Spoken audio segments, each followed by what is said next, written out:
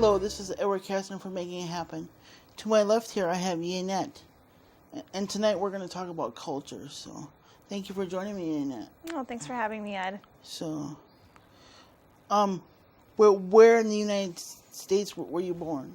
I was born in Michigan, of all states, and randomly.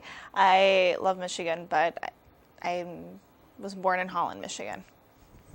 And how long did your parents live in Mexico, and how did they meet? Both of my parents are born in Mexico. They were born in Mexico. They met when they were in their early 20s. They met in a party, actually a local party, where my dad saw my mom from far away and was like, oh, she's a pretty girl, and kind of approached her and asked her to dance. So that's how it all started. Yeah, okay. Mm-hmm. Yeah.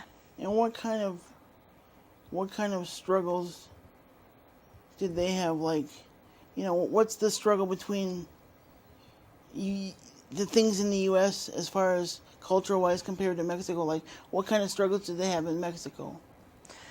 The biggest struggles they have there are poverty. Yeah. Poverty is the biggest issue there. Mm-hmm.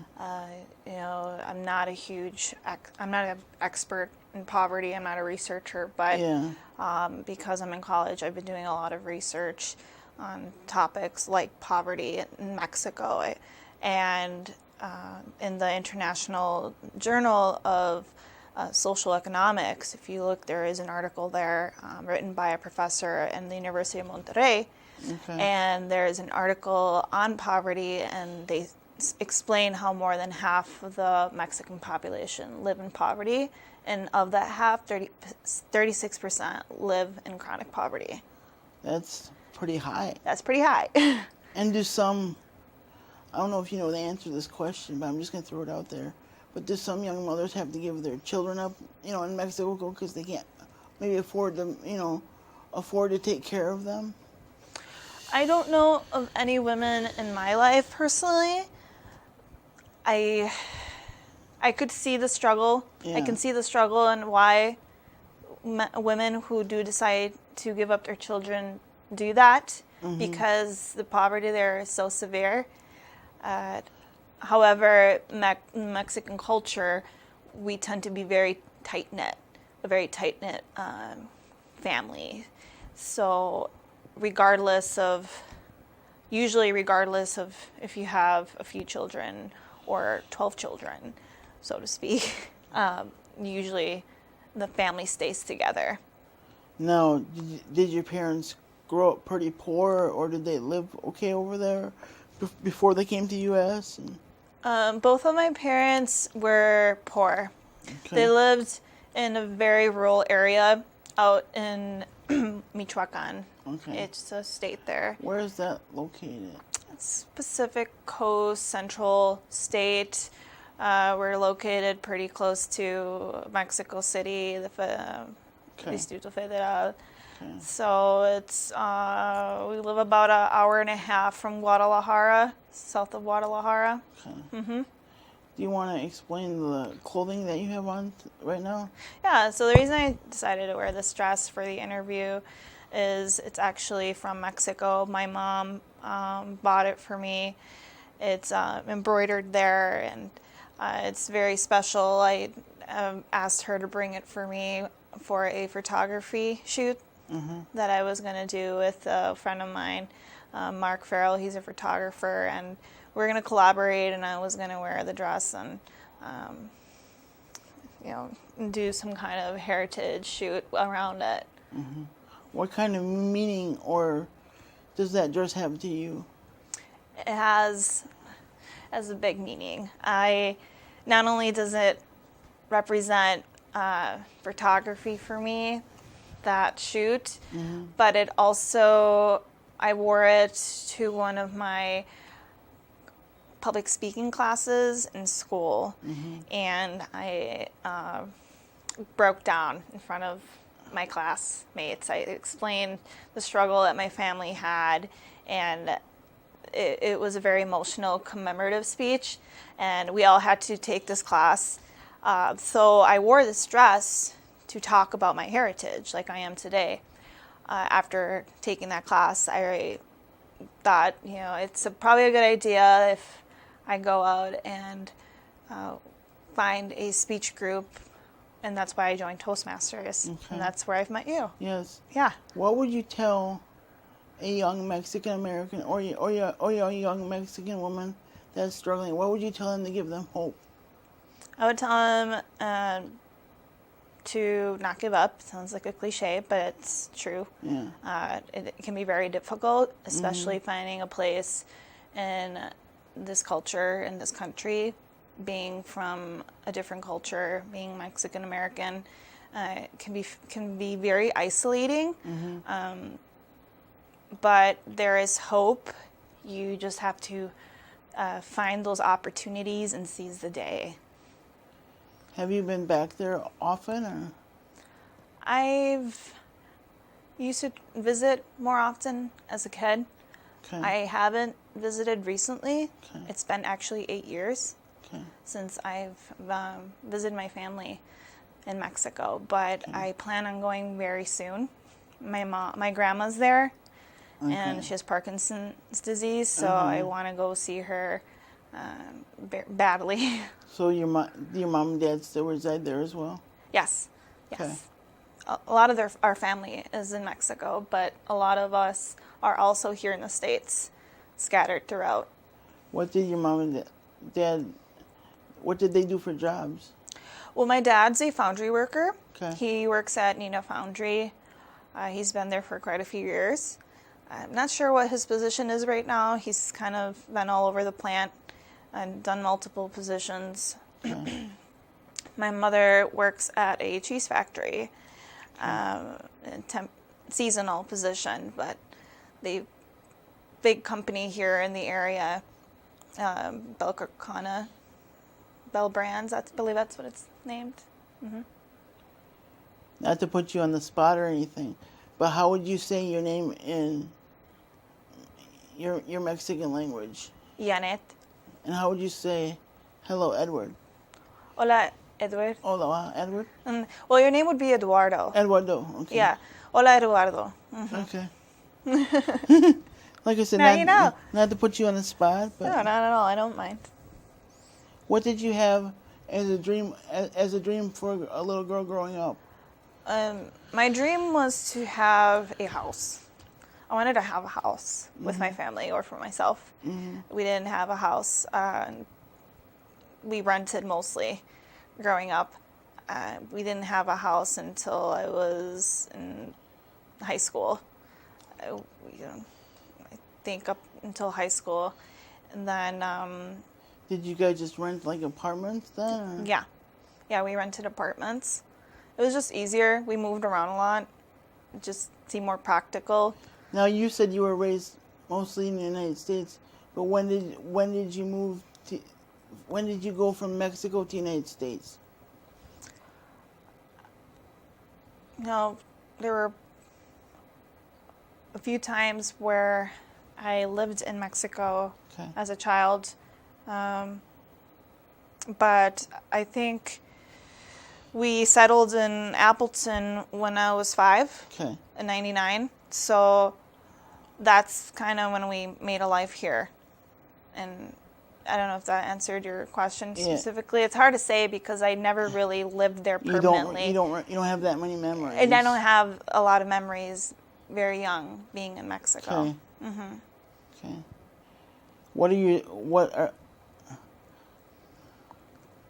What are some challenges you face about your background? Some challenges I face in my background are being bilingual can be very debilitating as well. It's empowering because you know enough languages, but your English tends to lack a bit, and your Spanish, my Spanish does as well. I don't fully know both languages to the best of my ability yet, and still working on them. So that's probably that's the hardest part of being bilingual. Yeah. Yeah. Do you ever get discriminated against or look at differently because of your any cultural biases at all? I usually don't. People tend to be very nice here in Wisconsin. Okay. I think that's the reason my parents decided to stay here. The community here is so warm, although we're in Wisconsin, right? Right now it's freezing cold, but they're friendly. And the only thing I can think of that was difficult or I felt discriminated against is when I talk Spanish, people kind of look at me a little funny sometimes. If I'm shopping with my mom in the store and they hear me speak Spanish, once in a while I get a weird little look, but that hardly ever happens. I know that you said you didn't have many memories growing up, but what are some things that Mexico women struggle with as far as the cultural versus the United States? What are for some freedoms they have that maybe United States don't, Yeah. The things that women struggle with there, I think, are very similar to the struggles they face here in the States. Okay. Is if you want to have a career there, you have to you work twice as hard. You have your family and you have your career, but it's very hard to have a career there because of lack of education. For example, both my parents, they only had elementary school education. A lot of the times you have to pay extra to continue in middle school, even some of those rural areas. It's just more of a sacrifice to even go to middle school and high school alone. So very, very different, but similar in the sense that women, if you want to be more independent and have your own career, you have to work just as hard. You have your family and you have your career. Yeah. And it's a lot harder to attain, though. The opportunities here are greater. Yeah. Yeah. Is that why you think you guys moved here because you knew the opportunities were greater and Oh, yeah. brighter and better? Yeah. That's the reason my mom came here. She was there the longest. She was there until she was pregnant with me, and then when she was pregnant with me, she came to the States because she wanted her She child. wanted better for you. Yeah, she wanted better for me. She wanted more opportunities for me, and she wanted me to be with my dad. My dad was already here in the States. He had his life here, and he would only visit to see family. And on one of those visits, that's when he met my mom. You never know who you're going to meet. You never know. So, but with that being said, do you have any brothers and sisters? I have 3 younger brothers. Okay. Yeah, I have 3 younger brothers. I'm the only girl and the oldest. Do they pick on you quite a bit? Or growing up, did they pick on you quite a bit? Oh yeah. I mean, what sibling doesn't pick on the other, right? My brother that's a little younger than me can be a little mean, but he means well. That's his sense of humor. Yeah. We all get along, for most part. Well, I haven't known you for very long, but I'm very proud of you for for your parents for bringing you here, and I know it must have been a real struggle just to get here. Mm-hmm. And it was. And I'm proud of you for your engineering. You want to talk a little bit about your engineering, because you're an engineering student, right? Yes, I'm an engineering student. I am studying to be an environmental engineer, and eventually I would like to study chemical engineering as well. But right now I'm focusing on my environmental engineering emphasis, so that's something that I've been very passionate about, and that's something that I wanted to do as a little girl. I wanted to have a career. So you knew that from little girl on what you wanted to do, right? I knew I wanted to have a career. I knew I wanted to better the world. Okay. I always had an interest in the environment, protecting the environment, doing good for society, and helping people. As an engineer, I'll be able to do that. Can you tell people that don't know what an environmental engineer is, kind of explain it a little bit more? Sure. Environmental engineering, you do a lot of regulation, depending, you can do a lot with that degree. It's a very broad degree as well, but you focus on remediation, environmental remediation, whether it's water, air pollution. You focus a lot on public health as well. You have a lot of different avenues to go into after you graduate, but a lot of environmental engineers tend to work for the government with regulation, making sure things are up to par, documents. You can also work out in the fields, or you can work with other engineers or professionals like business owners or lawyers, other scientists and engineers, biologists. So many different options and things you can do. Yeah. What did you used to do before that you decided to go for engineering? Did you have a job prior to? Or? Yes, I worked full-time. I was a full-time worker, and I was out of school for 5 years after graduating high school. Okay. And then I just decided, it's probably best if I go back to college. And the world is scary and difficult, and it's a lot harder to succeed without a college degree.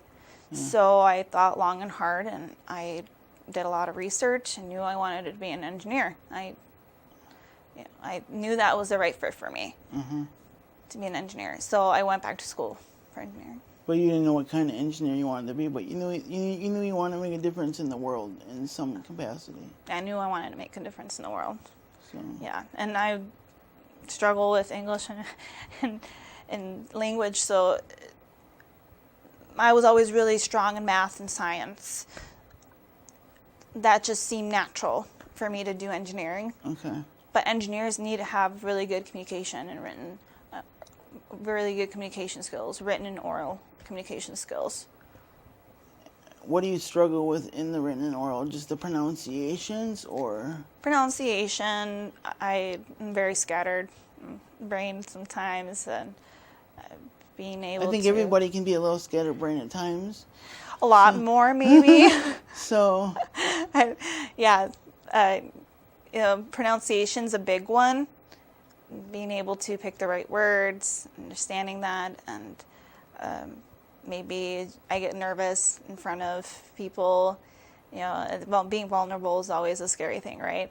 Yeah. Yeah. So. And what's your job at Fox Valley Tech? I have 3 campus jobs. I am a math tutor. I work at campus services and student affairs center, so I help faculty with projects. I also help students set appointments with their advisors and answer any questions like financial aid questions, to the best of my ability, of course. So what is, I know it's more than one thing, but what is more than one thing that you're proud of about your Mexican American heritage? The thing I'm proud about my heritage is I think my family history. I'm proud of my parents. I'm proud of their sacrifices they've made. I value that. What were some of the, if you don't mind sharing, what were some of the sacrifices they had to make? I don't mind sharing. Well, both of my parents came here and left their families for a better life. They were really poor growing up, so that they didn't want that for their kids. And when my parents came here, my mom, they were recently married, so they weren't financially stable, and they had a newborn, and they worked their way up. So they pretty much took a huge risk. They took a huge risk for their children and for their family. So those are some big sacrifices they've made. And I always hear my mom talking about how much she misses her family in Mexico, and she's very close to her family. So just being here is a huge show of her love for her children. She loves her country. We love our country. But the resources out there lack. There's a lot of struggle. Yanet, how could they be better, you think? The government could get their stuff together. I think that's a huge issue, is the corruption there.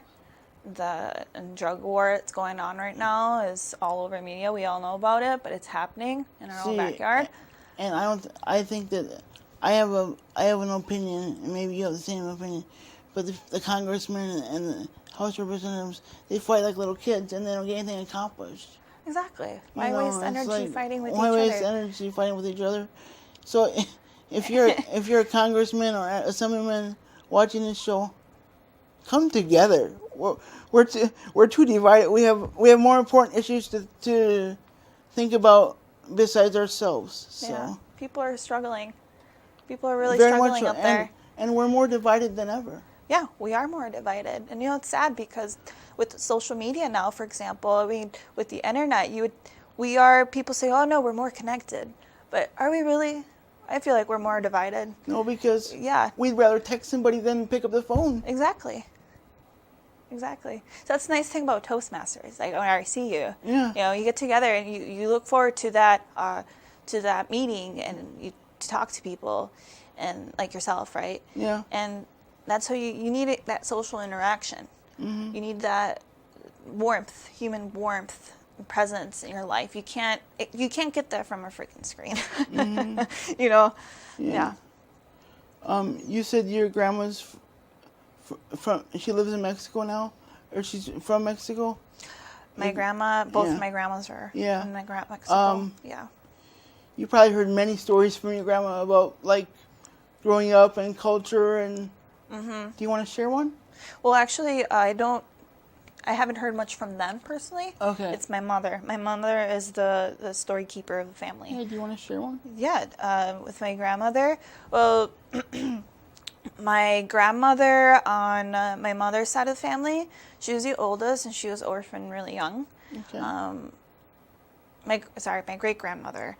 And so my great-grandmother, when she had my grandmother, she relied on her a lot to help her children because they were a big family, many kids. I lose track, 7, around, usually families back then were about 7 on average.